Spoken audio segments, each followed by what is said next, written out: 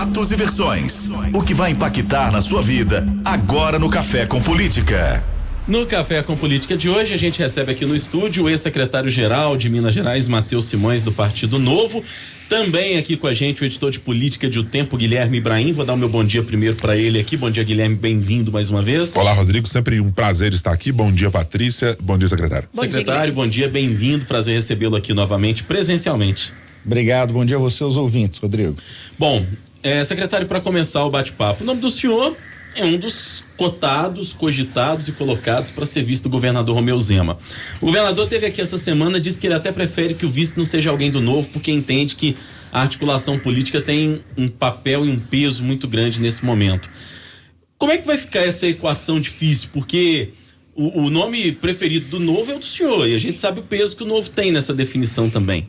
Não, mas eu acho que isso está bem encaminhado. O meu nome de preferência é o nome do jornalista Eduardo Costa, e eu retirarei o meu nome de qualquer tipo de discussão assim que o nome do Eduardo for liberado pela Federação Cidadania PSDB.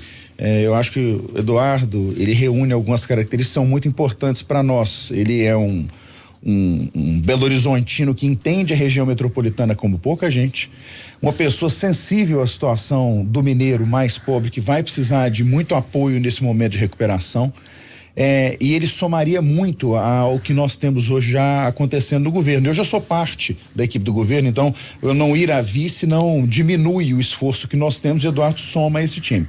Agora, acho que se por qualquer motivo o Eduardo não se viabilizar, o meu nome realmente é o único nome colocado pelo Novo, já oficializado, inclusive, ao Diretório Nacional. Então, eu vou aguardar o Cidadania e o PSDB, espero que eles possam chegar a essa mesma conclusão, que o melhor para o Estado é permitir que Eduardo Costa seja candidato a vice-governador na nossa chapa. Bom, com esse cenário colocado, e o senhor citou a federação, o Cidadania, o deputado João Vitor Xavier esteve aqui e disse claramente que precisa conversar aí de um entendimento com o PSDB para que isso aconteça. Falta a parte do PSDB, que até o momento não se mostra exatamente aberta a esse cenário. O que é possível fazer e como se convencer o PSDB, como sendo a cabeça da federação, a topar? Guilherme, eu fui filiado ao PSDB durante 20 anos, antes da criação do Novo. Votei no deputado Marcos Pestana por 2 vezes como deputado federal, uma pessoa excepcional.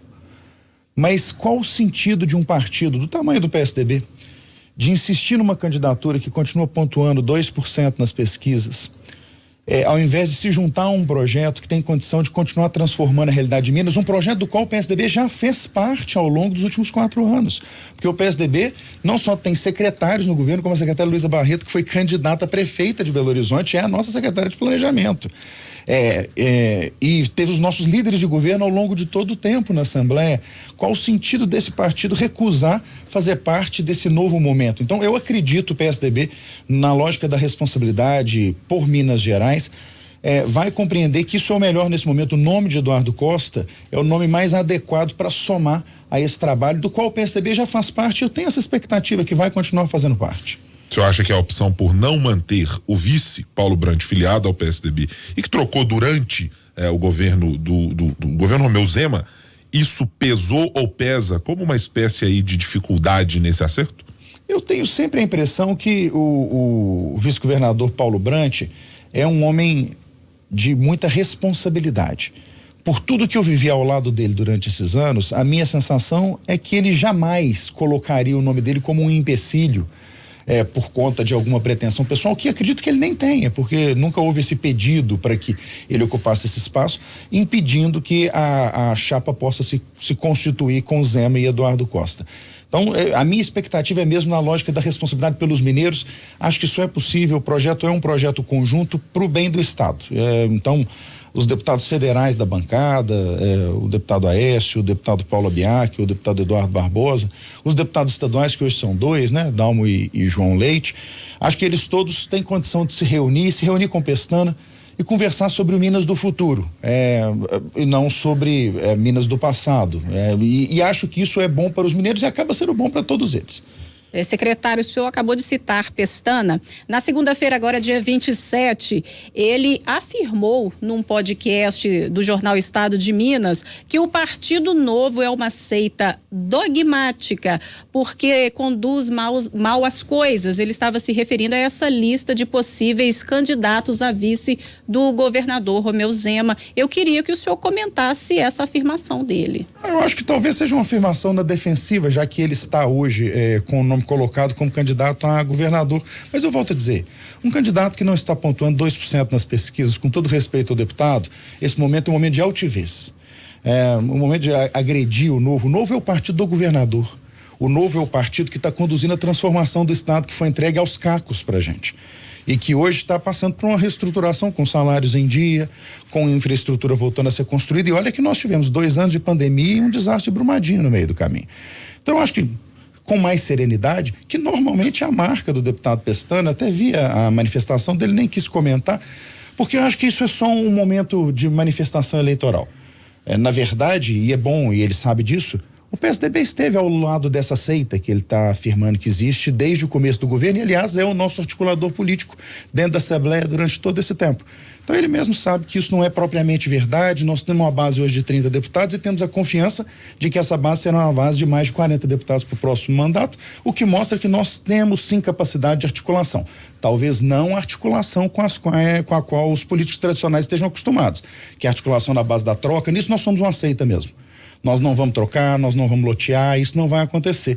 Porque o Novo, alguém me perguntou outro dia qual que é o propósito do Novo, você melhorar a vida das pessoas. Eu falei, olha, melhorar a vida das pessoas devia ser o propósito de qualquer partido. O nosso é uma experiência sociológica, é saber se é possível fazer política de um outro jeito que não seja o jeito da troca. E eu acho que é possível, tá aí a prova, o governo é um governo de sucesso depois de 4 anos tão difíceis como esses. Secretário, o senhor citou aí o deputado federal Aécio Neves. O deputado tem sido um crítico do governador Romeu Zema. Na última entrevista que concedeu pra gente aqui, inclusive, ele disse que falta ao governador muitas vezes se posicionar como uma voz de Minas, como um governador que frequente o meio político de Brasília, etc. A gente já ouviu nos bastidores também que essa bronca do PSDB com a escolha do nome do Eduardo Costa, que já ficou muito claro que é a preferência do senhor. O governador esteve aqui nessa semana e deixou claro também que a preferência dele é em torno do Eduardo Costa. Não falou claramente, mas isso ficou muito evidente para nós que estávamos aqui.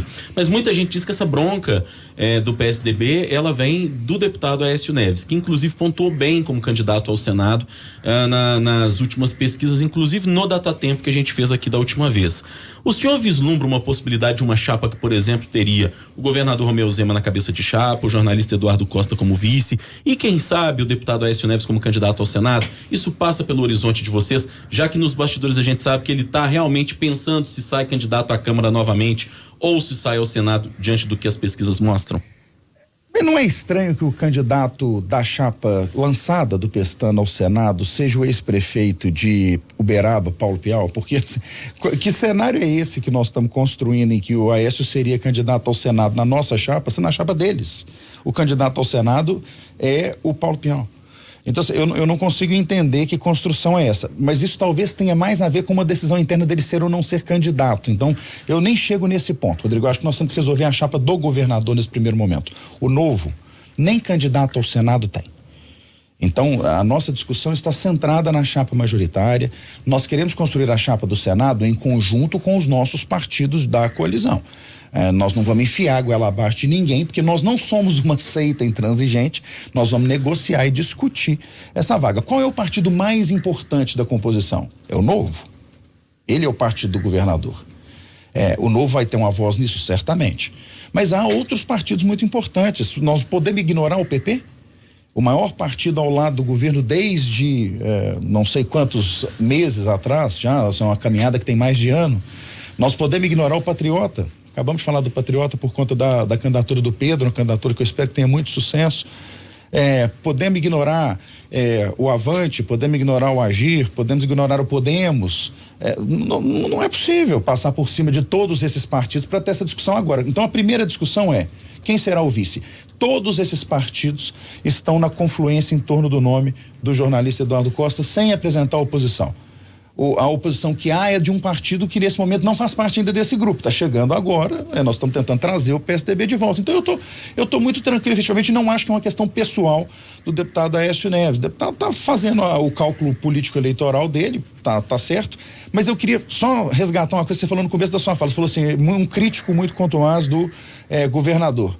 Guilherme tinha falado antes, ou a Patrícia disse, né? Crítica ao novo. Eu fico muito feliz que, em pleno processo de reeleição, as críticas sejam ao governador enquanto pessoa ou ao novo enquanto entidade, mas não é ao governo, tá certo? Sinal de que nós estamos acertando, e eu acho que isso as pesquisas estão mostrando. Então, é muito mais relia, como diz lá na minha terra, né? Relia eleitoral, do que propriamente crítica ao governo. O governo está bem, as pesquisas estão mostrando isso, e acho que é por isso que essa confluência vai acabar se confirmando. O PSDB se ressente, e já deixou isso claro também, da forma que o Novo tratou o vice-governador Paulo Brandt, né? O que a gente ouviu, por exemplo, foram descorteses com o vice-governador, o escantearam, assim, da maneira que se costuma dizer, até no futebol, né? Jogaram ele para escanteio. De fato houve isso?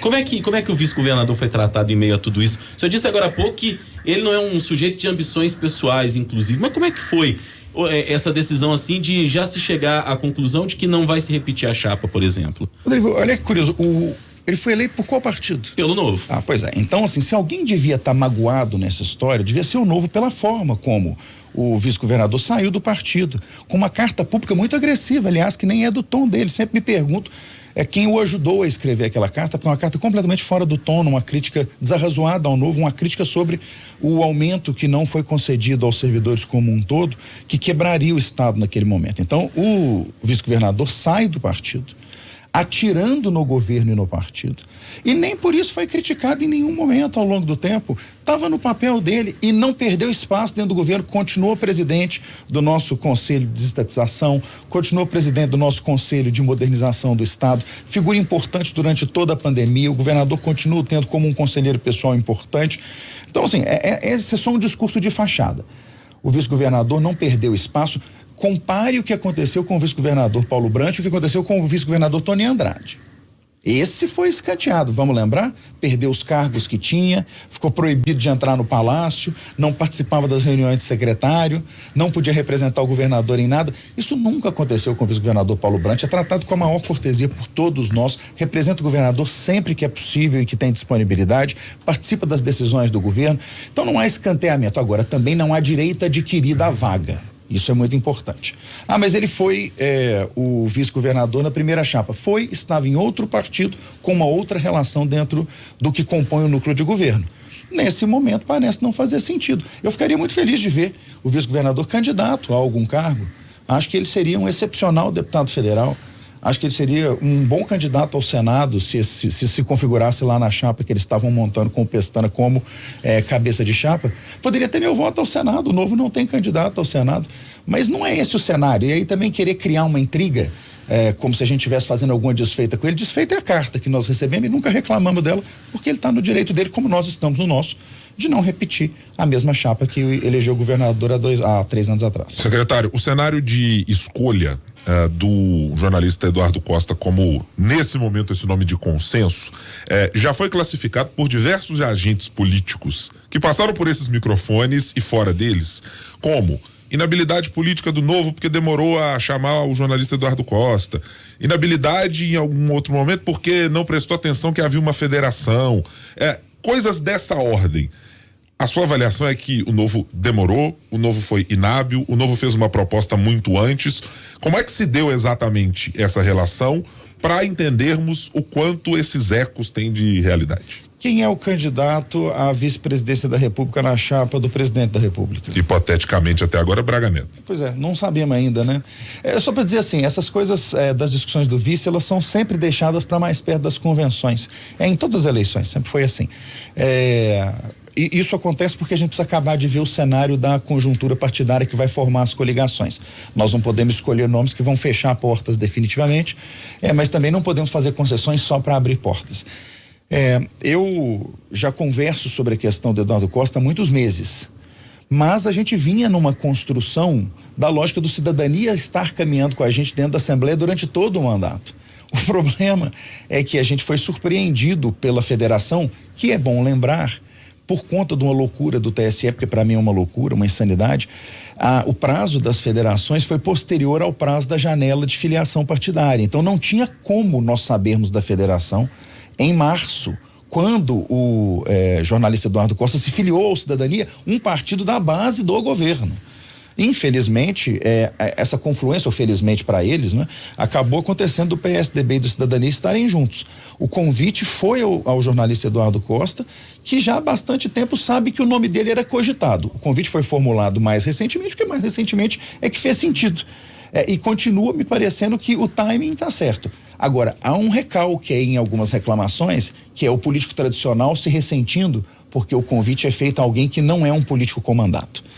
E desculpe, esse recalque na nossa discussão não existe. Eu era um político sem mandato até outro dia, o governador era um político sem mandato até ser eleito governador. Então, na nossa lógica, isso não é pré-requisito, ter história eleitoral prévia. O que é requisito é ter compreensão dos problemas que a população precisa ser endereçados, ter o alinhamento ético que a gente precisa e acreditar nas mesmas coisas que a gente acredita. O fato de fazer parte do jogo, fazer parte do sistema não é requisito, e eu vejo que tem gente ressentida com isso. Queria que o convite viesse para um deputado de 5 mandatos, uma pessoa com tradição política. Deputado Bilac Pinto, por exemplo. De quem eu gosto muito, foi indicação minha, a Secretaria de Governo continua sendo uma pessoa que eu tenho muito carinho por ela, mas nem por isso o nome do deputado Bilac Pinto é melhor ou maior do que o nome do deputado do jornalista Eduardo Costa. São nomes respeitáveis. Neste momento, o nome do Eduardo Costa faz muito mais sentido. Ô secretário, o senhor falou que o nome já tem sido discutido há muitos meses, e foi bom o senhor falar isso, porque eu disse isso aqui nos microfones da Super, aqui nos bastidores, isso já vinha, não era de hoje, e que o próprio Eduardo sabia disso, embora alguns nomes até tenham dito pra gente, não, isso surgiu tem pouco tempo. A gente já sabia que pelo menos desde fevereiro, março desse ano que a coisa vinha acontecendo. Que talvez não houvesse um convite efetivo, como foi feito agora, mas que já havia, eu vou usar a expressão que se usa muito, um namoro entre o governador e Eduardo Costa. Uma sondagem, digamos assim. Conta pra gente, como é que foi, como é que vocês chegaram, em especial o senhor, a conclusão de que o Eduardo é o nome ideal para vice do governador Romeu Zema? Em que momento e a partir de que vocês chegaram a essa conclusão? Toda vez que eu faço a análise de um nome para uma posição qualquer, eu faço isso com muita frequência.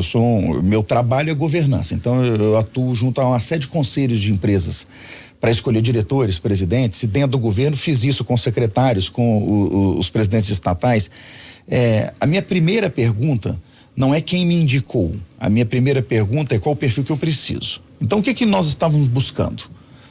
Bom, o governador é uma figura típica do interior mineiro. Tanto é que ele tem uma votação estrondosa no interior, teve e continua tendo nas pesquisas de intenção de voto. O mineiro da capital parece ter alguma resistência à figura do governador. Talvez porque não se identifique de forma tão evidente, tão clara, tão imediata. Então, na capital, o governador tem pouco mais de 50% de aprovação, enquanto no Triângulo, no sul de Minas, ele tem mais de 75% de aprovação. Na capital, ele pontua em alguns momentos até com menos voto, na região metropolitana até com menos voto do que o prefeito Calil, enquanto no resto do estado ele tem 2 a 3 votos para cada voto do nosso concorrente. Então, nós precisávamos de um nome que tivesse uma identidade metropolitana mais consolidada. Esse é um primeiro ponto. Segundo ponto, nós precisávamos de uma pessoa que tivesse alinhamento conosco. É por isso que o Novo concluiu que o nome mais adequado dentro dos quadros do Novo era o meu. Pela localização geográfica e identificação metropolitana, fui vereador em BH, sempre fui uma pessoa que tratei dos assuntos locais e sou alinhado porque estou lá no Novo desde o começo. Só que o Eduardo, aí eu falei, bom, vamos pensar fora da caixinha, nós não somos sectários, nós temos que tentar ampliar a lógica. Quem que nós temos com esse perfil? É um perfil que não nos contamine, porque o governador tem uma coisa muito importante ao lado dele nas discussões. Não há um escândalo de corrupção que ligue o governador a nada. Ninguém acusou o governador de ter recebido dinheiro de empresa de ônibus para poder fazer favor para os outros, como acontece na chapa do nosso adversário. Então, nós precisamos continuar nos mantendo distante desse tipo de problema que a política tradicional muitas vezes traz. E o nome do Eduardo, para mim, nasceu de forma natural. Eu trabalhei com o Eduardo durante 4 anos, porque eu tinha um quadro no programa diário dele na Rádio Itatiaia. Então eu tinha um quadro semanal. Então eu já conheci o Eduardo desde o ano de 2015. E de 2015 a 2019 eu trabalhei ao lado dele, só deixei de trabalhar ao lado dele quando o prefeito Alexandre Calil exigiu do Emanuel Costa que me retirasse da Rádio Itatiaia. Emanuel Carneiro. Antigo dono da rádio. Que me retirasse da Rádio Itatiaia. Então eu convivi 4 anos com o Eduardo e sei quem ele é. O governador, ao lado disso, ao longo do tempo, veio sendo entrevistado pelo Eduardo, conversando com o Eduardo e foi se identificando com ele. Eles são efetivamente pessoas parecidas na forma de tratar as coisas, na forma de enxergar os problemas, no humor, que é uma coisa importante para trabalhar ao lado de outra pessoa. Eu acho que essa convergência da minha leitura para dentro do novo, poder afiançar, falar, gente, é uma pessoa parecida conosco. É uma pessoa com um passado limpo, é uma pessoa que tem essa característica de compreender a região metropolitana e representar o anseio metropolitano. Isso, junto com a identificação do governador, fez com que o nome ficasse natural com o tempo. Isso ficou mais evidente agora, mas é uma construção. Se você pensar quando começou em 2015, quando eu fui apresentado ao Eduardo, comecei a trabalhar com ele. Por esse mesmo raciocínio, existe uma candidatura que está colocada, me parece, no mesmo espectro político e de voto do governador Romeu Zema, que é a candidatura do PL, com o senador Carlos Viana e com o deputado Marcelo Álvaro Antônio. Por esse cenário e pelo número de votos que o deputado Marcelo Álvaro Antônio teve nas últimas eleições, com concentração na capital, região metropolitana, com esse potencial de votos, o nome dele é um nome bom para estar na chapa, por exemplo, do Partido Novo para essa candidatura ao Senado e para ajudar o PL a ser um provável aliado do governo nessa hipótese? Guilherme, aí eu acho que nós temos um problema. O PL talvez pudesse estar reclamando que nós somos sectários, né? O PSDB não, mas o PL podia estar reclamando. Porque como nós temos candidato à presidência da República, é muito difícil para a gente o convencimento interno de que nós vamos ter na chapa majoritária um cabeça de chapa ou um vice-governador do PL. Porque Felipe Dávila é o nosso candidato à presidência da República, porque o Novo não acredita nessa polarização que está se estabelecendo no Brasil. Não é uma questão de... Bom, todos sabem que o presidente Lula jamais terá o meu voto, e o presidente Bolsonaro só teve o meu voto no segundo turno porque ele estava concorrendo com o Haddad, que também jamais terá o meu voto. Mas o Novo caminha na lógica de tentar propor uma política alternativa para o Brasil, desde que foi fundado, não vai mudar isso agora. Então eu acho que realmente com o PL nós temos um problema, e não é uma ponderação aí sobre a figura do deputado Marcelo Álvaro Antônio, é uma ponderação sobre o partido do presidente da República. Uma coisa é nós termos a mesma base, nós temos algumas propostas que são coincidentes no campo econômico, outra coisa é a gente trazer o partido do presidente da República para dentro da chapa majoritária nessa posição, numa posição de cabeça. Eu acho muito difícil isso ser compreendido pelo Novo. Lembrando que quem tem que aprovar a coligação não é o Novo daqui ou o governador. Quem tem que aprovar a coligação é o Novo Nacional com os diretórios dos outros estados. Então, eu acho que aí sim nós temos um problema partidário, e nesse ponto pode vir a crítica ao Novo, eu vou receber a crítica. A crítica então vocês não vão aceitar fazer o acordo só porque vocês têm um candidato que não tem chance de ganhar para presidente? Bom, eu acho que primeiro, nós temos um candidato que tem chance de discutir a presidência. Segundo, nós temos um candidato, ponto. Secretário, o senhor citou as semelhanças entre o governador Romeu Zema e Eduardo Costa. Pensam da mesma forma, são figuras até simpáticas, queridas por muitos. Mas qual seria a participação efetiva de Eduardo Costa ao lado de Zema como vice-governador, já que ele não tem experiência aí na administração pública? Como o próprio governador não tinha até bem recentemente, eu também não. Nós precisamos, e aí eu falo isso com muita tranquilidade, de um olhar mais profundo para a região metropolitana. Talvez falte no governo a nossa capacidade de compreender os incômodos metropolitanos, porque me parece muito estranho que um governo bem sucedido como o nosso tenha 55% de aprovação na região metropolitana contra 75% de aprovação no interior. Acho que o Eduardo somará muito numa visão da questão metropolitana. O Eduardo tem também uma característica que para nós soma, que é uma visão para o social mais aguda do que a visão que o Novo enquanto estrutura tem. E essa talvez seja uma das maiores deficiências que o Novo tem tentado superar. Assim, como compreender melhor políticas sociais que sejam capazes de transformar a situação das pessoas em maior dificuldade, que não seja através do trabalho simplesmente, porque o nosso caminho natural no Novo racional vamos propiciar para essa pessoa um trabalho e ela vai se reerguer. Mas infelizmente há situações tão dramáticas em que isso só não resolve. E acho que o Eduardo tem uma sensibilidade que vai nos ajudar também nesse ponto. Então acho que a visão metropolitana e esse cuidado social que o Eduardo sempre teve vão somar na visão de política pública para o governo. É uma autocrítica, secretário, que o Novo faz e o Novo entende que às vezes é preciso talvez abrir mão de certos dogmas, eu vou usar a palavra dogma, em função daquilo que a realidade do governo mostra, porque é diferente governar, de propor as coisas e eu costumo dizer que teoria na prática é outra. É uma autocrítica? É um reconhecimento de que nós temos limitações, é uma autocrítica sim, é por isso que é importante a construção ser coletiva. É por isso que é útil a gente ter um candidato de outro partido, como a Patrícia estava me perguntando, e é por isso que eu acredito que o importante é que essa abertura construa uma capacidade maior de entrega e não uma capacidade maior de articulação política simplesmente, porque eu também tenho um pouco de preguiça disso, falar, tem que abrir espaço para melhorar a articulação. Não, tem que abrir o espaço para melhorar a nossa capacidade de entrega. A articulação devia vir como resultado disso e não como pressuposto. Eu continuo achando que a gente dá atenção demais para o político como se ele fosse um fim em si mesmo, quando na verdade ele está ali para servir a população, não? Ou será que eu estou enganado? A população é que está ali para servir o político. Me parece que não é isso. Não? Hora do bate-pronto. No Café com Política. Hora do bate-pronto. O senhor já conhece, já veio aqui várias vezes, perguntas objetivas, respostas objetivas, ping-pong comigo e com a Patrícia, combinado? Combinadíssimo. Então vamos lá. Até onde vai a vontade de Matheus Simões ser vice? Eu não tenho projeto pessoal nessa discussão. O meu nome é colocado apenas se o nome de Eduardo Costa não for viabilizado. Marcelo Aro. É um parceiro do governo e acho que tem um pleito natural à vaga do Senado, a depender de como as coisas forem caminhar. Bilac Pinto. Grande secretário de governo, pessoa por quem eu pessoalmente tenho a maior consideração, não me parece somar aquilo que a gente precisa nesse momento para a posição de vice-governador. Eduardo Costa. Um amigo, uma pessoa em quem eu confio, uma pessoa alinhada com aquilo que eu acredito seja o melhor para o Estado. Governador Romeu Zema. Eu me sinto muito honrado por ter trabalhado com o governador, mas não quero ficar rasgando elogios a ele. Ele é simplesmente o homem que recebeu um estado destruído e está devolvendo ao final do seu mandato um estado de volta em cima dos trilhos. Alexandre Calil. Bom, basta ver quem ele foi no passado e nós vamos saber o que ele entregará para o futuro. Não fez nada em Belo Horizonte, mentiu sempre que pôde, pouco trabalhou e continua prometendo fazer exatamente isso para o resto da sua vida. Matheus Simões por Matheus Simões.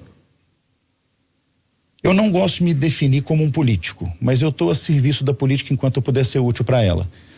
Fico feliz de ter a oportunidade de defender nomes que não sejam o meu, para que possa esvaziar um discurso vazio que tem rodado ao meu redor e que me incomoda demais, de que eu tenho um projeto pessoal qualquer no meio dessa discussão. Se eu tivesse, não estava aqui há 30 minutos defendendo que o vice-governador do estado seja Eduardo Costa. Candidato a deputado, se não for vice do governador? Não, certamente não. Eu tenho candidatos a deputado estadual e federal para quem eu trabalhei muito tempo. A deputada Laura Serrano, grande amiga e parceira, o deputado Lucas Gonzalez, grande amigo e parceiro, jamais seria desleal com pessoas com quem eu trabalhei ao longo de tanto tempo. Então, se a gente conseguir caminhar como eu quero que a gente caminhe com o Eduardo Costa, eu simplesmente apoiarei, como fiz ao longo da minha vida toda, os nomes que eu acho que melhor nos representam. Matheus Simões, ex-secretário-geral de Minas Gerais, nosso convidado de hoje aqui no Café com Política, numa entrevista que eu classificaria como muito sincera, inclusive. Obrigado pela presença, secretário, prazer recebê-lo aqui. Prazer é todo meu, muito obrigado, Patrícia, Rodrigo e Guilherme. Obrigada.